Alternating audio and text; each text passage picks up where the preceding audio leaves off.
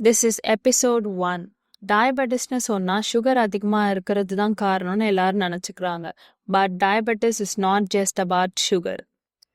ஆக்சுவலாக நம்ம பாடியில் இன்சுலின் கரெக்டாக யூஸ் பண்ணாததுனால தான் சுகர் லெவல் ரொம்ப ரைஸ் ஆகுது. அதுக்கு மெயினான reason wrong food timings, high refined carbs, low physical activity, stress, sleep deprivation, genetics two.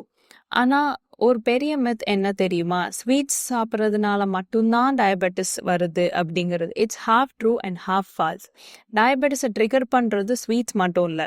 நம்ம டெய்லி சாப்பிட்ற ஒயிட் சுகர் ரொம்ப எக்ஸஸாக எடுத்துக்கிட்டோன்னா, bakery items, maida foods, sugary drinks, junk snacks, portion control இல்லாமல் சாப்பிட்றது, இது எல்லாம் தான் main culprit.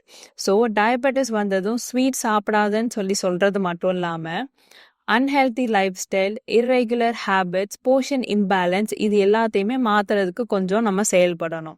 Right guidance plus right diet plus simple activity, sugar levels can be control beautifully. Take charge today.